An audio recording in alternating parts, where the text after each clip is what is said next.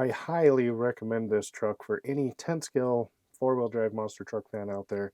This truck is awesome. It also comes as a ready to run and a build kit. And if you're a builder, you will not be disappointed with the quality of how this truck goes together. And there isn't too many options out there to build your own basher, and this is one of them. The ready to run is also great.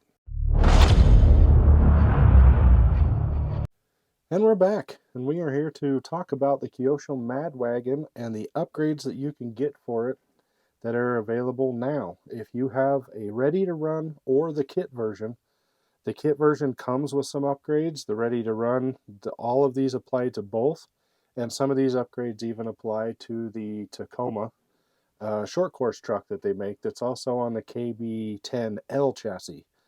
Most of these upgrades will fit both, but I would definitely check part numbers on the KBL chassis. This truck is one that I would consider a very, very underrated and not very well promoted on YouTube by other YouTubers. This truck is very nice. Now, this was the kit, and out of all the kits that I've built over the last year and a half, probably upwards of 15 or more, between crawlers from Axial, Vanquish, Element, other Kyosho kits. This one was the most perfect kit that you could ask for. Every single piece fit together beautifully. The instructions were flawless, no mistakes. And so as a kit, the truck was amazing to put together. The ready to run is based on the same exact platform. Some parts are different, of course. You get different links and shocks, but everything's basically the same. And the truck is very underrated. If you like 10 scale monster trucks, I highly, highly suggest you give the Mad Wagon a chance. You will find it on sale at a few places here and there. The price has dropped from $389, which was the original price. You can get it around the $350 to $329 range here and there. And it is a really awesome truck. It is a little bit longer wheelbase than some of the others, so it handles really good.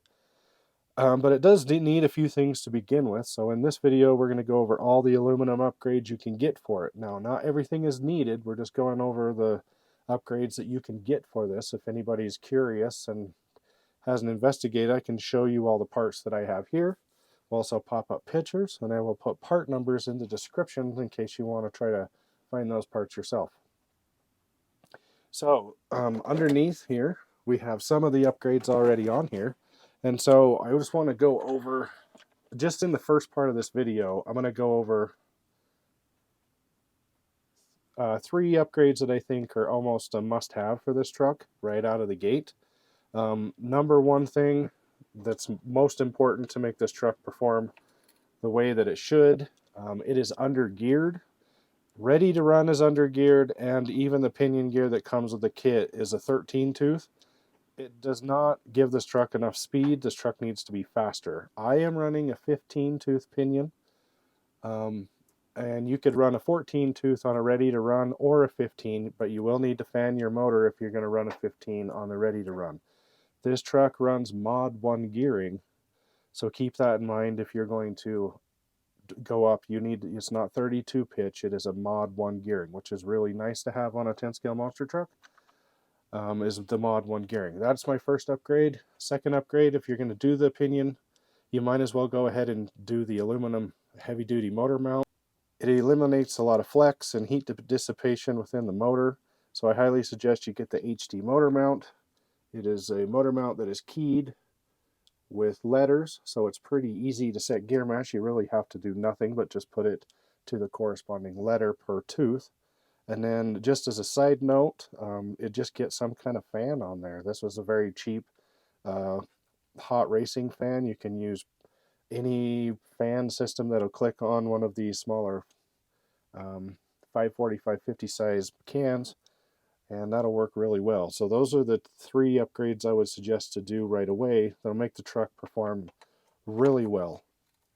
The next thing I would suggest for an upgrade, and it's not an upgrade, it's kind of like a tuning thing, is these bottom shock rod ends are too short from the factory. So you can see how the arms are pitched down right now. If you want to get more performance out of the truck and better jumping, Stock, the shocks pretty much sit like this, to where the arm is completely flat. I found these shock rod ends in my toolbox.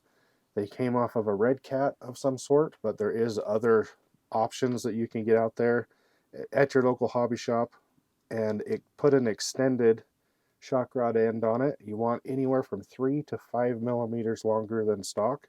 It increases performance by a long shot. I would highly suggest doing a servo upgrade. I'm running a Reedy in here, but I do recommend a servo that I really like, that price is good, fully waterproof, really powerful, is an EcoPower 120T. And then I would suggest, after you do, if you're going to do a servo upgrade, go ahead and do the HD servo mounts. You can see this truck comes with them. They're red aluminum, so everything matches. They're got a Kyosho logo on them. 2-piece servo mount, very nice little mount, and that'll beef up your steering quite a bit, make it steer a lot better. Kyosho makes an aluminum shock set. The kit comes with the aluminum shocks. The ready to run only comes with plastic. I highly recommend getting the aluminum shocks. Plastic shocks, you get a little bit better durability, performance, and everything out of an aluminum shock set. This set, if you order it, comes with all 4 shocks, bolt right onto this truck. You will have to fill them with oil. Like I said, the kit already comes with the shocks. Another alternative to the Kyosho shocks that are red is Proline makes a really nice set of shocks for the Granite and Big Rock 3S trucks, which will bolt on here. They'll give you that extended length in the front and a little bit more adjustment. I would recommend those for this truck if that's the way you want to go. But those ones are only sold as pairs. One of the next upgrades that is a pretty decent upgrade for this truck, especially if you have the ready to run, because this upgrade is already on the kit, but ready to run comes with plastic upper links.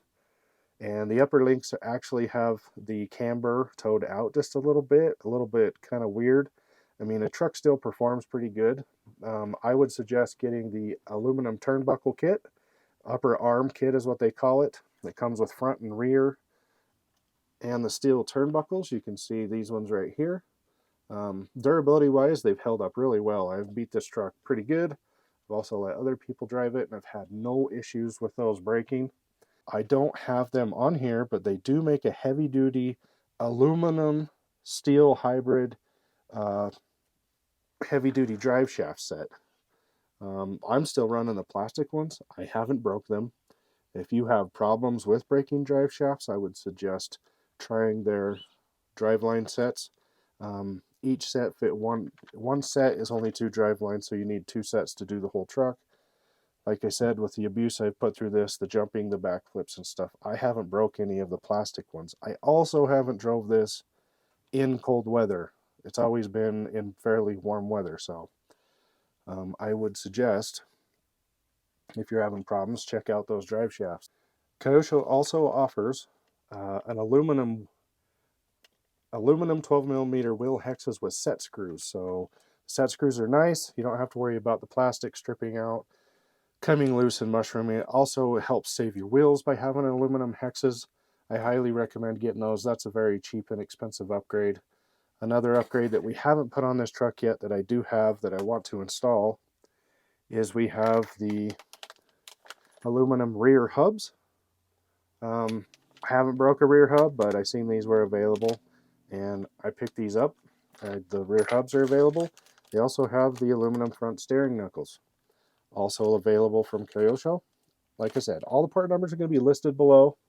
This is a great truck. If you have 10 scale, if you like the rival MT10 and your Traxxas Stampede, this runs right within that category. The truck is an aluminum chassis, a little bit heavier than the MT, probably about the same weight as a Traxxas Stampede, but this will outperform the Stampede by far. The Stampede is a little bit heavy and just doesn't handle quite as well. This one has the tunability, and the couple of things that I've changed on it to tune it, the chassis actually reacts really well to tuning. And you always like that if you want to do upgrades and get your vehicle to drive better. One other thing that I'd like to go over is they do offer a light kit. This body here offers light buckets, and they do make a light kit so you can put lights in the front. Just plugs right into your receiver. Very simple. That part number is also in the description. Anyway, guys, hope you liked this video. It was just a brief once over on some upgrades that are available. There may be more out there, but this is mostly supported through Kyosho themselves, and there is upgrades for it. And parts are usually readily available through your local hobby shop. If they don't have them, you can get them through A-Main, or Hobby Recreation Products sells a lot of Kyosho stuff on their website. So there isn't really a parts problem with this truck that I know of. I haven't ever seen any parts unavailable. So anyway, please like, subscribe, and share. Don't forget to always check with your local hobby shop first. Thanks for watching.